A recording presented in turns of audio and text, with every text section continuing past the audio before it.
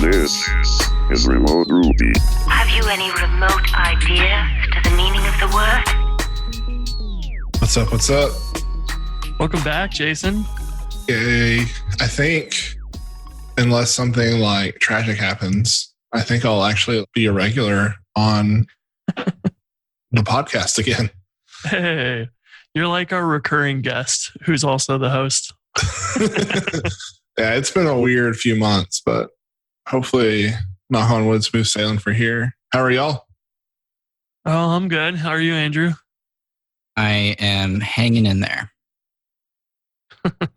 What's keeping you in the balance? What's keeping me balanced? Literally nothing. Life is total chaos and anarchy. You're just teetering on the edge. Yeah, I'm constantly debating whether I need to quit tech and move to a farm or not. I saw you tweeted that. Are you going to go farm potatoes like that meme that I sent you? My life is potato. I liked the meme. No, Have you seen that video? I have not seen the video. Well, I'll put it in the notes because it's pretty funny. It's just like a guy that loves potato farming. The quote from that is, "My life is potato." It's amazing. So, what have you been up to? I have no Ruby things to talk about. I hardly even thought about programming this past week while we were on vacation. Well, it's probably a good thing, right? Yeah, it was break different. from it. Well, that's not true. I spent a couple hours working on Hope Grid, but it wasn't necessarily anything exciting, just a couple of things that were looming over my head I needed to do. This morning, well, let's see, yesterday, I had somebody using Jumpstart, and get a message about hey, I can't log in to my app. And I'm like, well, it's got to be something you've done to your app because it works just fine. The test suite and everything. And because I'm perfect. Is that how you responded?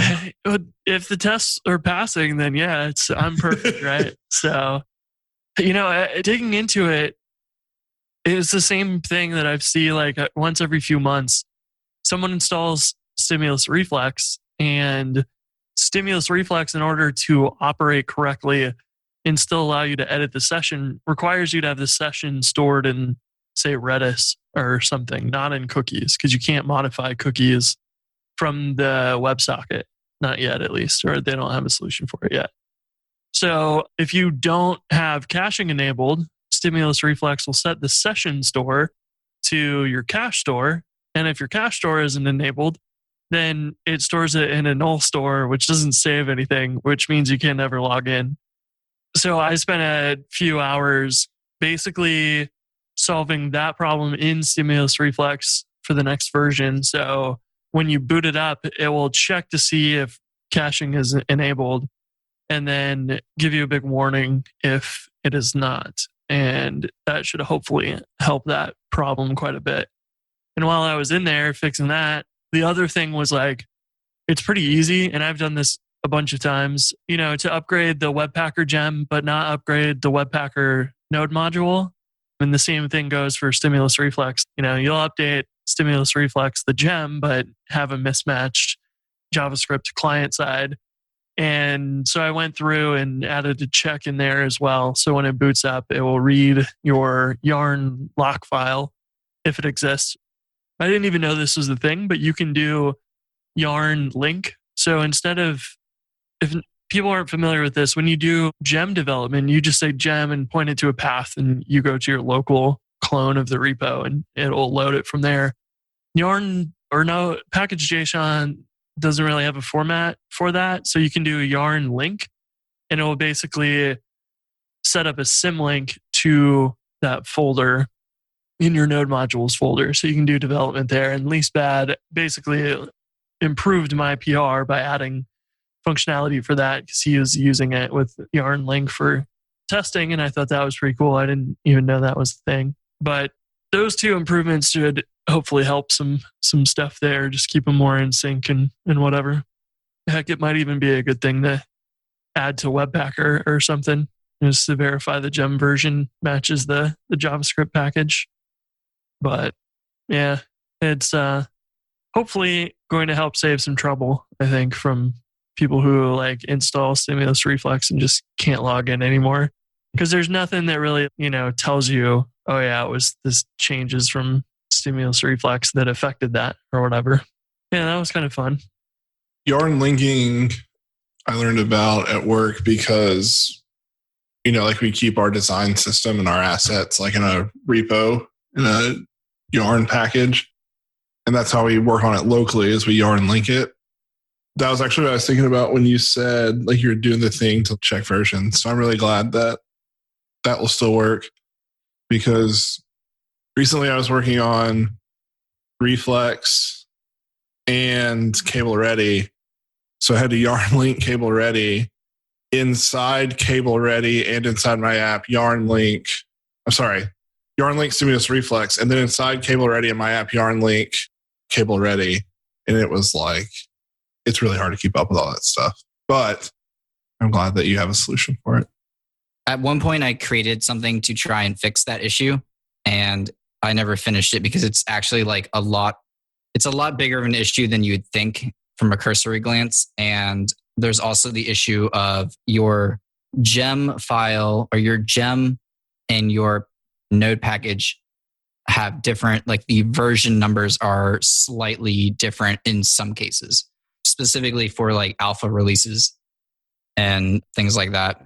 So, yeah, like an example of that is like which one is it? The Ruby gem? I don't even remember. One of them has a hyphen beta or whatever, and then the other one's period beta. And yeah, you've got to make sure that it looks like the gem version was .pre and then hyphen pre for the node module. That sounds right.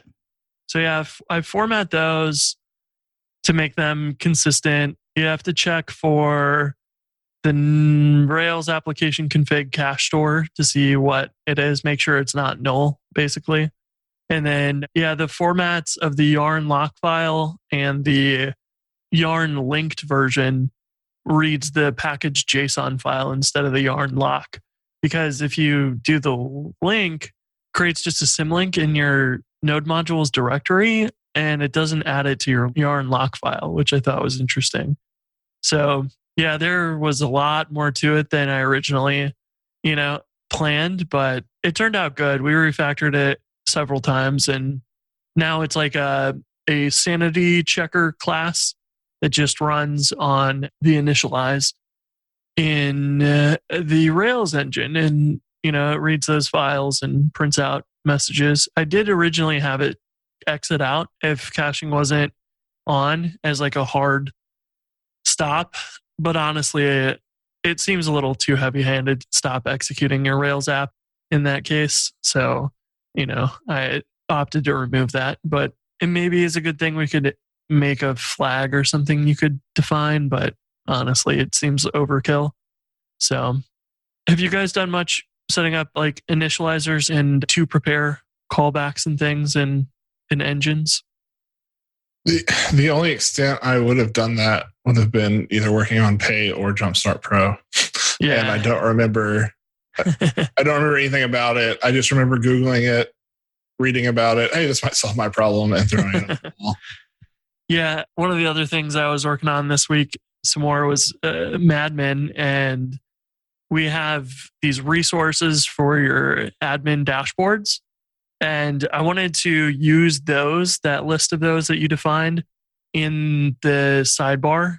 And so what I ended up doing was using a trick there where every time you inherit from the Madmin resource class, I'll keep track of it.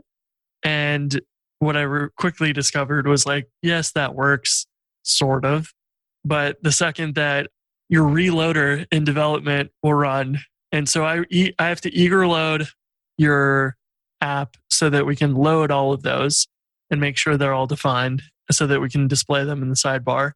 But then also, if Rails reloads because you edited a file, then it will reload all of those and give you new ones, which will duplicate all of your sidebar entries in your navigation. And so every time I would edit a file, my nav bar would get longer and longer and longer. It was pretty funny. But yeah, the to prepare block, I believe, gets called every time the eager load runs or whatever. So if it runs again, you can clear it out. And then the whole, basically all that code gets reloaded and reparsed and everything. So I'm able to clear out that list of navigation items. Because the thing that I was trying to improve was administrates navigation is actually based off your routes. So they search for the namespace in your routes and then look for all of the ones that have that point to an index action. And they use that to generate the sidebar routes, which I thought was interesting. But I was like, maybe we'll just stick to not doing that, which seemed a little hacky. But maybe it makes sense. Maybe you want all those things in their routes to be links in your sidebar. I don't know. It seemed interesting. I could see it go either way, honestly. It probably doesn't matter either way. I just thought if you do it in your routes, you have no way of adding, more unique things in there or whatever. But you could, if you have it generated from your classes, then you could add helper methods to say, the title for this link should be different than the default or something. So I kind of decided to go that route instead. But hopefully Madman will be functional here in a little bit. I'm like getting forms working, and nested models is something that administrates never supported. And those are almost functional. So I'm excited about that. Are you using the stuff we did before, or did you wipe fresh? I started fresh just because I didn't remember how we wrote that before and what our direction and intentions were. But it's like almost the same syntax as what we had before. That's cool. I think I changed it from field to attribute just to be a little bit more similar to the Rails style of things. But it's pretty cool. Like it will loop through all of those and then infer their types. So it will check the database or it will actually ask for the Rails what column type it is. And, it can tell you this is a JSON column or whatever.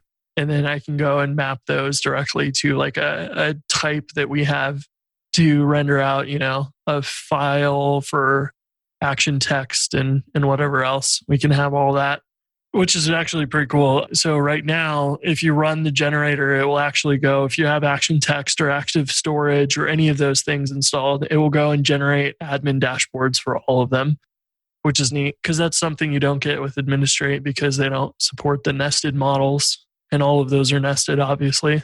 So we'll see. It's coming along. It's only been a couple days or a couple evenings really of hacking on it, and there's a lot to it, and it's one of those situations where everything is meta programming because you're like, I don't really know what object I'm working with or what column I'm working with. So I got to go ask what type it is and generate the correct field for it and then the correct params format and things. Because it gets really complicated if you want to deal with nested fields and other things like that. So those are features I'm going to do as we go, but the basics are all functional, which is pretty fun. And then I've been using Tailwind for it and trying to figure out a good way of how do we make this all like Webpacker ready and friendly. So it's making some progress. Hopefully if I get some time this weekend, it'll be something functional that we can throw in a real app like Jumpstart. I'd love to put that in Jumpstart Pro. Webpacker was the big holdup for me. Like that's where I got really discouraged, and probably it was that and the deep namespace models where I just started to give up because I was getting frustrated. Yeah, it is gnarly.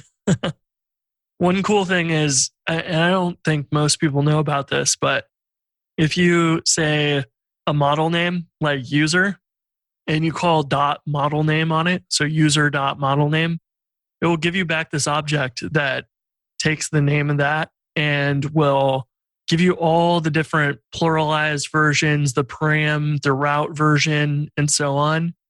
And you can use that to generate what the form param would be or the routes nesting. And they have the collection version, which is like, if it's namespace, it'll be like active_storage/blobs or whatever. And it's been kind of cool to see all that. It's clearly something that mostly is used internally in Rails, and most developers don't need to know that, but it's perfect if you're building something like this where you need to be able to analyze those classes and you don't necessarily know what they're called. So I thought that was fun. Yeah, that's awesome. Good for you. I'm excited to see where it goes. Yeah, hopefully have something to have you fiddle with pretty soon. It's all kind of trying to squeeze it in before the wedding and the honeymoon on the 28th. So I guess 10 days from today. So it's a short deadline for me to get it done before then. So I don't think I'm going to make it that far, but it is a fun project to do because it's definitely very meta work that you've got to use to make all that work. So did you guys see Vue 3 just got released? Just before we started recording? I've been confused on that. I guess maybe because they've been talking about Vue 3 for a while now. So I already thought it was out, but that's cool. Nope, this is the official version 3.0.0. But yeah, they've been talking about it for, oh boy, I don't know how long. And there's been, 10 or so release candidates and then 20 some betas and stuff. So it's been actively being developed and released since, looks like January 3rd was the first alpha version of 3.0. I'm excited to try that because I haven't actually used Inertia yet. And when we talked about that on the podcast, which if you haven't listened to that episode, I highly recommend it. Basically, it's like the non-hacky way of getting Vue.js to be your entire view layer in your Rails app, which is cool. So I want to play with that alongside Vue 3, but I don't know how much of Vue I'm going to have to relearn in order to use Vue 3. I haven't used it a whole lot, mostly Stimulus lately, but a few little forms in Hatchbox are using Vue. So seems like it'll be a cool thing to try with Inertia. Remember when Basecamp and DHH talked about this awesome new technology we're going to get? And then DHH went on a 3-month sabbatical or hiatus, and nobody's talked about it at all. Are you referring to that old thing we used to use? Was it Rails? Ruby on Rails? Kind of feels like that. There was lot of hype, and then it was just hard stuff. Yeah, I don't know if they're swamped with hay or whatever, but I was really, really hoping that it wouldn't be so late in the year that the TurboLinks and Stimulus things would drop, but it doesn't seem like it's going to be any sooner than the very end of the year. I do believe someone promised that it would be out before the end of the year, so we'll see. I feel like I haven't written any Stimulus Reflex code even, or any JavaScript. I don't even know if last time I've written code. It feels like I've been writing SQL this week. Other than that, that's about it. You doing reports or something? No, it's part of our campaign emails. You call them drip emails. A lot of that we power by just pure SQL. You sending emails through your SQL queries? Yeah. So the way we figure out which ones need to go out is based on a pretty, not gnarly, but a pretty involved query. And we've been rethinking it to try and make it better. And so. Yeah, that's not a simple one. It's almost like the problem people realize very quickly with recurring events is how do you query for those? When you you set that in the database, you have to evaluate it to actually search for things. And that's not easy. So I can imagine that with drip things like that, if you're saying, send this 5 days after the last one, then it's, for each user, that original date is going to be different. And then we got to calculate 5 days from there. And yeah, that's not simple, right? Yeah. And the thing that conflates the issue is you have to take into account that people also pause their campaigns and then want to turn them back on. And so then you have to account, you can't just be is this the email that should go out today? It should be because it could be paused for, 6 months. Right. Oh man. Yeah, there's a lot of edge cases then because you get okay, it's definitely more than 5 days. It's 6 months later. Right. Can they turn it back on? Then do you wait, 5 days from there, or do you do it immediately? And then like what happens too, because if they've got a couple emails in a row after that, and then it's been 6 months, you don't want to send all of those 3 emails all at the same time because you're like, well, it's been past the day period. You can't do that because then you'd send a bulk thing, like basically spam a user when it was intended to be a drip. So that would be terrible too. Yeah. And, like I'm a nervous personality. So any changes to this have me like real intense. But yeah, that's what we're trying to work on is if I paused a campaign for like 2 months, the people in those campaigns will just pick back up where they left off and like with the intervals, things like that. So like me and my coworker Basil, we wrote just tons of specs. We just wrote really, how do I put this? They're just really explicit specs. It's basically just a bunch of its. I don't even have names for them because I have 15 lines of comments explaining like each edge case I'm testing for. But oh man. Yeah, I can imagine that there's so many edge cases, and then your like description of the test can't really be shorter than like a paragraph. Yeah, and a campaign can have any number of emails, so I have to define how many emails and when they're supposed to go out for each spec. And so, like what I did, like I have one that's campaign created 5 years ago. Customer subscribed next day. Received 2 emails. Campaign was paused for a year and a half. Campaign resumes. How does this work with the old functionality? How does this work with the new functionality? It's just taken a lot of mental space. Oh yeah, that is rough. And that is what I would consider not as high stakes as messing up payments, but like you could spam a bunch of people and that's pretty high stakes. You don't want to mess that up. And that's very easy to do when you have those edge cases like that. Yeah. So we've been trying to be like extra cautious. Like maybe I'm being too cautious about it, but I don't want to rush through it and then be like, uh-oh. Yeah. I mean, then you're going to have to deal with support, and you may not have to do that directly yourself. Support team wouldn't be happy with you, and the customers won't be happy with you. And, yeah, I think it's definitely better to play it safe in those kind of, things. Just that is not something you want to mess up. Yeah. That's a good one. So are you guys adding new features to that, or just kind of cleaning things up and improving it? It's kind of cleaning things up. So we actually, our first big Stimulus Reflex project was this campaigns page. And about that time is when we actually wrote some of our queries, like refactored versions of SQL, but we needed to hold off on them till we put them out. And so now it's been 6 months. We're like, we should probably get that out. And yeah, so I'm actually still working on our site editor, but it's my bug rotation week. So we have a rotation now, and for a week each dev's on half of their week is bugs and half their week is technical improvement, paying down technical debt. So this one kind of crosses both lines.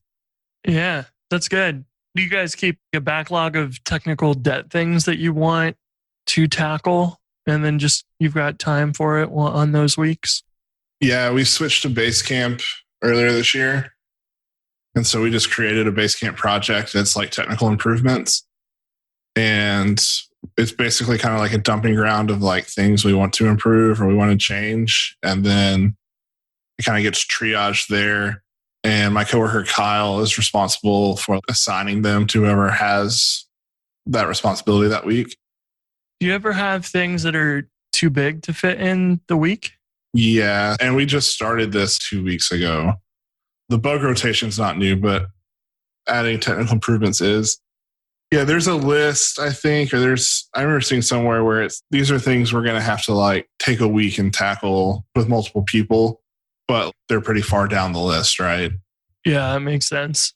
That almost has to move into, your regular development schedule. if it's any bigger than that, which makes sense. Yeah, about a year ago, oh God, maybe longer, year and a half ago, we did a like hard stop on product dev and spent, I want to say 4 to 6 weeks doing a big technical debt pay down. And then we picked back up.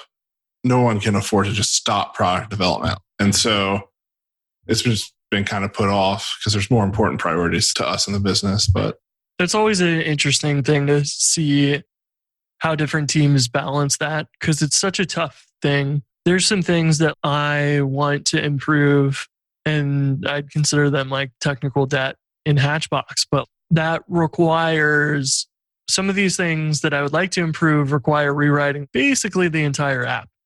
And to do that will take months. It took me like 3 months to rewrite the app to support clusters in the first place, you know, and to do that again, to clean up those things that I've learned since then is just, it's a nightmare. You know, I want to do it, but I'm also like, it's just not the time to do it yet. So one of these days soon, I think it's going to happen and should make things a lot more flexible, less error prone in certain areas, just little things that were like, you know, I was a little heavy on state machines for server statuses and things. But as you quickly realize with servers, you can't just save the state in your database and assume the server's staying in that same state, you know, and there was a few things like that out of convenience, I install Passenger for every server, and that's the default. And that makes sense up until a point. And, you know, then people want to use Puma and configure that because it's more flexible. And you don't have to pay for Passenger Enterprise, which can be pretty expensive. But, you know, now I've got a dependency of like, it always installs Passenger by default all the time, every time you set up a server, whether you're using it or not. And it doesn't hurt anything, but it'd be nice to just install that when you need it, not out of the box every time. And even simple things like that. If we installed Passenger when you set up the server, but at any time someone could remove Passenger. And later on, we can try and run a command and, Passenger doesn't exist anymore because someone removed it and things just crash. And that applies to not just Passenger, but literally every feature of the app, which is, painful. But it is one of those things I've been going back and forth on. How do I deal with those large scale technical debt? It's not really, I don't even know if it's like technical debt. It's not things that I like intentionally did wrong or whatever. Like I've learned a lot now and I would do it differently. And like quality of life improvements. Yeah. And I think I would be able to progress the app with new features a lot quicker too, had I had the time to go redo that. But I'm thinking it's going to come up soon. But so far it's been just maintain it and make small improvements and things like that until I want to go heads down for like 3 months again. I'm trying to think what else. There was something else that I saw recently. Been enjoying using Podia for the advanced Ruby course launch. It's been fun to actually use Podia again. I've used it for the other courses a long time ago, but that was a while ago. And there's a lot of improvements and changes since then. So it's been interesting to go through all that and see those things. And I've been sending Andrew Framera like little things like, where the hell is this button? You guys need to fix that. So he's getting little tidbits of, I'm sure those things that are like, well, obviously you just go here because you build the app. But then when someone doesn't use it and tries to do something and can see those like rough edges clearly, you're like, oh, interesting.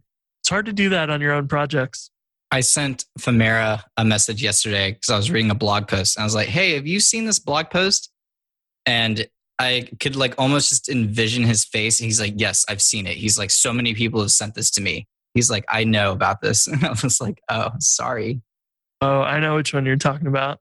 The Webpacker thing. Yeah. I didn't want to be super explicit in case it was a sore subject for Jason as well. So while y'all were talking, I've just been sitting here like super, super triggered because you're talking about literally everything I'm kind of working and thinking about right now, especially around the technical debt. And here's a question for y'all. If you and your team are using RuboCop standard, prettier, whatever, but you're installing it on a legacy code base, and let's just say that if you ran your cops right now, there would be like 11,000 failing cops. Do you either A, ignore them with like your config file or whatever, or B, just incrementally improve them, or B, just turn them off, or B, you only run them on new code? You gave B 3 times. Did I? Okay. Well, Or B, do you just go back BB to and JavaScript? BBB. So that actually happened at Podia right as I joined. They started putting RuboCop in. And to my knowledge, what we've done is we don't turn off the cops unless we don't want them. I think we tried to do like a format on it to fix as much as we could, but we have a big code base and it caused some problems. But we actually have it only set up to run against PRs. So it's only new code that we enforce RuboCopping on.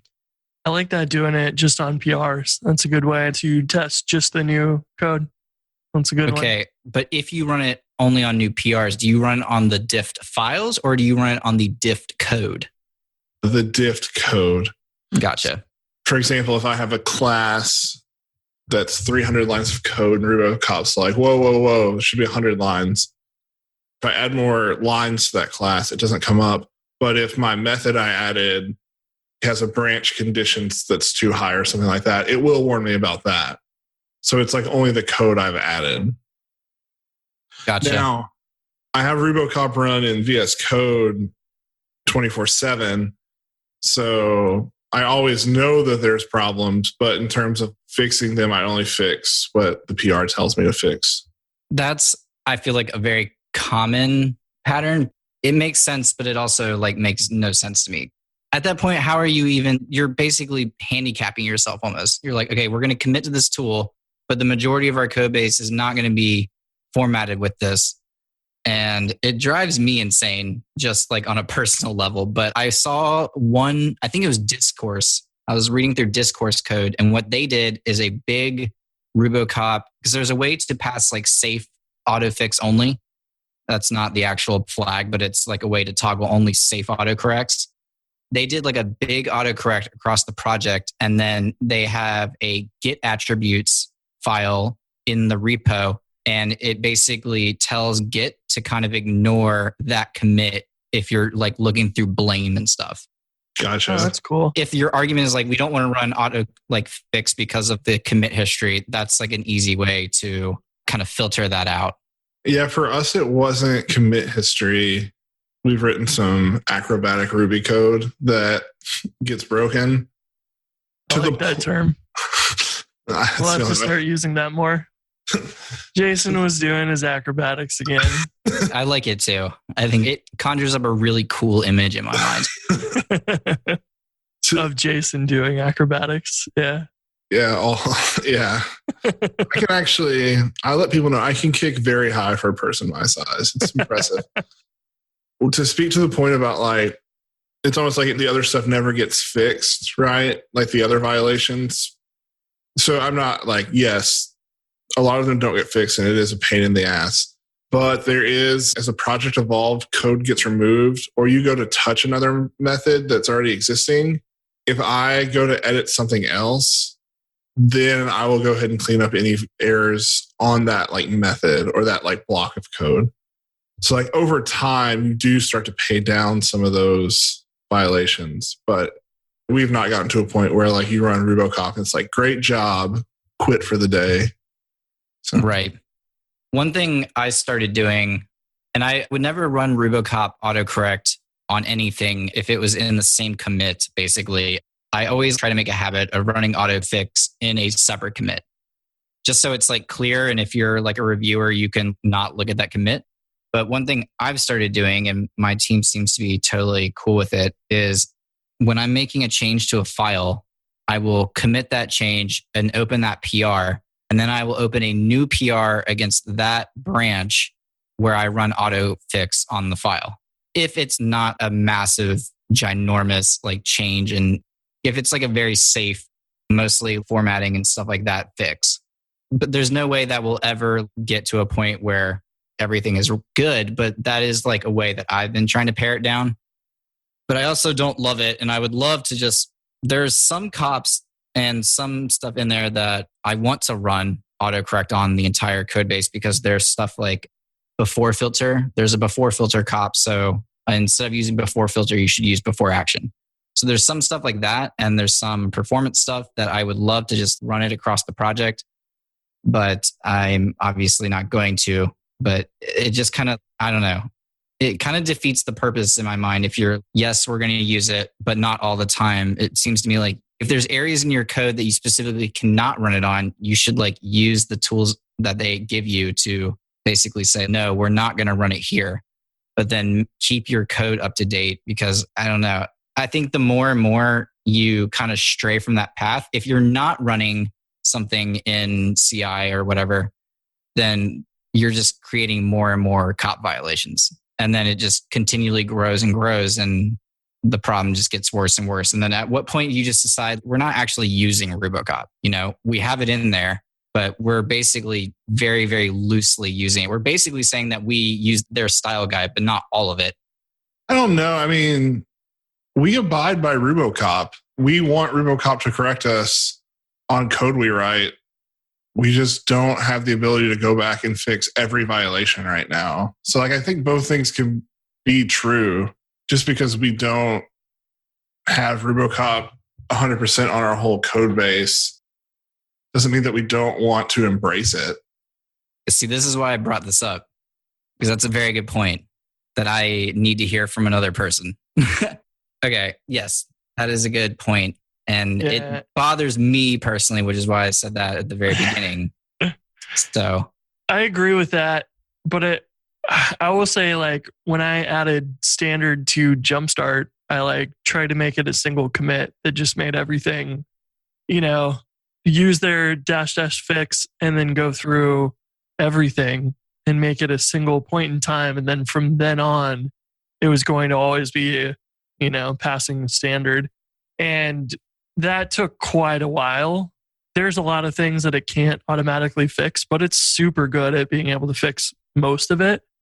And that worked out well for me, but it's also just me working on that, you know, code base for the most part. So like, it's not that massive because it's like a template for an app. It's not an actual complex app, Podia, where you have tons of models and controllers and views and all that stuff. So it was a lot easier for me to go through that and do that with, you know, standard RB -- fix. And it was also nice to just use standard and say, I'm going to trust standard to care about the things I want to care about, not have to go tweak too much of RuboCop stuff individually. And there's a few things where I like, you know, the one example that I skipped recently was in the Madman gem. I added standard and then it's like, yeah, your whole test dummy Rails app doesn't pass. And I'm like, yeah, but that's what Rails generated. I don't need that to be formatted correctly. And I also don't care if, you know, it's formatted correctly or not. This is just for the test suite. So it doesn't matter to me. And I think that's probably a bit related to how, you know, you might do your existing code where you're like, this is fine for now.